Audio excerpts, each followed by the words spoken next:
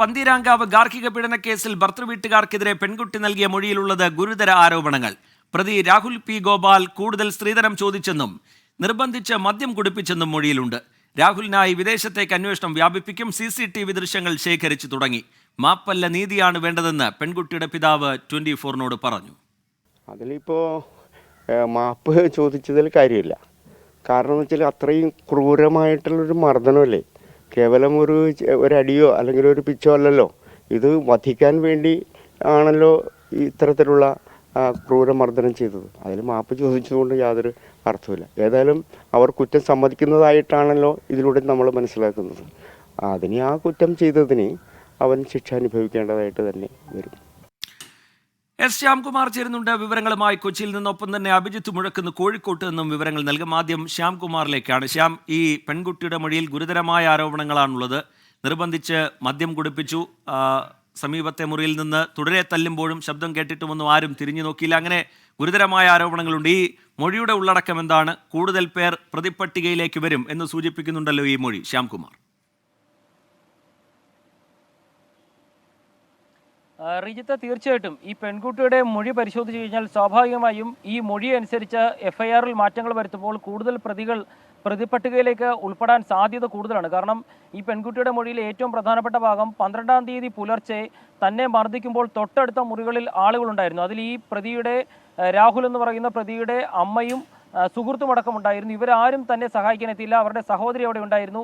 പിറ്റേ ദിവസം തനിക്ക് മർദ്ദനമേറ്റ പാടുകൾ ഉൾപ്പെടെ ശരീരത്തിൽ കാണപ്പെടുമ്പോഴും ഇവരാരും ഇതിനെക്കുറിച്ച് ചോദിക്കാനോ ഒന്നും തയ്യാറായില്ല എന്നുള്ളതാണ് ഈ പെൺകുട്ടിയുടെ മൊഴിയിൽ ഏറ്റവും പ്രധാനപ്പെട്ട ഭാഗം. അതിനു പുറമെ ഈ രാഹുലിൻ്റെ സുഹൃത്തും അമ്മയും ഒരുമിച്ചിരുന്ന മദ്യപിക്കുമ്പോൾ തന്നെ നിർബന്ധിച്ച് മദ്യപിപ്പിക്കാൻ ശ്രമിച്ചു.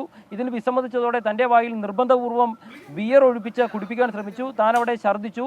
അങ്ങനെ നിർബന്ധപൂർവ്വം ഉപദ്രവിക്കാൻ ശ്രമിച്ചത് പെൺകുട്ടിയുടെ മൊഴിയിൽ പറയുന്നു. ഇതിനു പുറമെ രാഹുലിൻ്റെ അമ്മ വിവാഹശേഷം ഈ പെൺകുട്ടിയുമായി സംസാരിക്കാറില്ലായിരുന്നു എന്ന കാര്യം രാഹുലിനോട് കോഴിക്കോട് ബീച്ചിൽ വെച്ച് പറഞ്ഞു. അതും പറഞ്ഞുകൊണ്ടാണ് 12-ാം തീയതി മർദ്ദനത്തിൻ്റെ മറ്റൊരു കാരണം. കൂടുതൽ സ്ത്രീധനത്തിന് താൻ അർഹനാണ് എന്ന് പറഞ്ഞുകൊണ്ട് തുടർച്ചയായി മർദ്ദിച്ചു. വിവാഹത്തിൻ്റെ അന്ന് തന്നെ ഈ പെൺകുട്ടിയുടെ ഫോൺ മേടിച്ചു വെക്കുകയും പെൺകുട്ടിക്ക് വിവാഹ ആശംസകൾ നേർന്നുകൊണ്ട് പലരും അയച്ച മെസ്സേജുകൾക്കൊക്കെ നോക്കിക്കൊണ്ട് പെൺകുട്ടിയെ മോശമായി സംസാരിക്കുകയും ചെയ്തത് രാഹുലാണ്. ഇതിനു പുറമെ പെൺകുട്ടിയെ മുൻപ് വിവാഹം ആലോചിച്ച ഒരു യുവാവ് ഈ കുട്ടിയുടെ വിവാഹം കഴിഞ്ഞുവെന്നറിഞ്ഞ് അയച്ച അഭിനന്ദന സന്ദേശം ഇയാൾ കാണുകയും അത് പറഞ്ഞ് അയാളുടെ പേര് പറഞ്ഞ് തുടർച്ചയായിട്ട് അപമാനിക്കുകയും ചെയ്തുവെന്നും പെൺകുട്ടി മൊഴി നൽകിയിട്ടുണ്ട്. അങ്ങനെ സമാനതകളില്ലാത്ത ക്രൂരതയാണ് ഒരൊറ്റ ദിവസം കൊണ്ട് ആ പെൺകുട്ടി ആ വീട്ടിൽ അനുഭവിക്കേണ്ടി വന്നത്. പക്ഷേ ഇതിന് സാക്ഷികളായി നിരവധി പേരുണ്ടായിട്ടും അവരാരും തന്നോട് ഒന്ന് സംസാരിക്കാനോ രാഹുലിനെ ഇതിൽ നിന്ന് പിന്തിരിപ്പിക്കാനോ തയ്യാറായില്ല. ശ്യാംകുമാർ കൊച്ചിയിൽ നിന്ന് വിവരങ്ങൾ നൽകുകയായിരുന്നു. ഗുരുതരമായ ആരോപണങ്ങളാണ് പെൺകുട്ടിയുടെ മൊഴിയിലുള്ളത്. അതിന്റെ അടിസ്ഥാനത്തിൽ തുടർ നീക്കങ്ങൾ അന്വേഷണ സംഘത്തിന്റെ ഭാഗത്തു നിന്നുണ്ടാവും. കൂടുതൽ പേർ പ്രതിപട്ടികയിലേക്ക് വരാനുള്ള സാധ്യതയും ഏറുകയാണ്. അഭിജിത്ത് മുഴക്കുന്ന് കോഴിക്കോട്ട് എന്ന വിവരങ്ങളുമായി ചേരുന്നുണ്ട്. അഭിജിത്ത്, അന്വേഷണത്തിന്റെ തുടക്കത്തിൽ പോലീസിന് വലിയ രീതിയിലുള്ള വീഴ്ച വന്നു എന്ന ആരോപണം ശക്തമായി നിലനിൽക്കുന്ന പശ്ചാത്തലം, അതിനിടയിൽ കൂടുതൽ നടപടികളിലേക്ക് ഇപ്പോൾ അന്വേഷണ സംഘം കടക്കുന്നുണ്ട്. ഇന്റർപോളിന്റെ സഹായത്തോടുകൂടി രാഹുലിനെ പിടികൂടാനുള്ള ശ്രമം ഒരു ഭാഗത്ത്, അതുപോലെ കൂടുതൽ പേരുടെ മൊഴിയെടുക്കാനുള്ള നീക്കങ്ങൾ, ഇതൊക്കെ പോലീസിന്റെ ഭാഗത്ത് നിന്ന് ഏറ്റവും ഒടുവിലായി ഉണ്ടാവുന്നുണ്ട്. അന്വേഷണ സംഘത്തിന്റെ നീക്കങ്ങൾ എങ്ങനെയാണ്? നിലവിലെ അന്വേഷണത്തിൽ തൃപ്തിയുണ്ട് എന്നൊരു പ്രതികരണം പിതാവിന്റെ ഭാഗത്തുനിന്നും നമ്മൾ കേൾക്കുകയും ചെയ്തല്ലോ അഭിജിത്ത്. തീർച്ചയായും TK, പുതിയ അന്വേഷണ സംഘം ഈ ചുമതല ഏറ്റെടുത്തതിന് ശേഷം ഈ പെൺകുട്ടിയുടെ കുടുംബം ഈ അന്വേഷണ സംഘത്തിൽ തങ്ങൾക്ക് വിശ്വാസമുണ്ട് എന്നുള്ളൊരു പ്രതികരണം നടത്തിയിരുന്നു.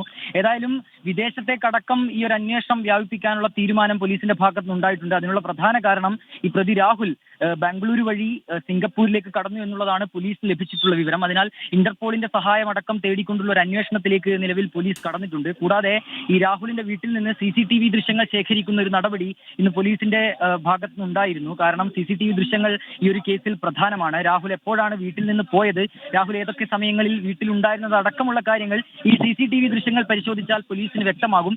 ഈ മാതാവ് നൽകിയ മൊഴിയുമായി അല്ലെങ്കിൽ മാതാവ് മാധ്യമങ്ങളോടക്കം പറഞ്ഞ കാര്യങ്ങൾ, അതിലേതെങ്കിലും തരത്തിലുള്ള വൈരുദ്ധ്യം എന്നിവയൊക്കെ പോലീസിന് പരിശോധിക്കാൻ ഈ CCTV ദൃശ്യങ്ങൾ അതൊരു സഹായകമാകും.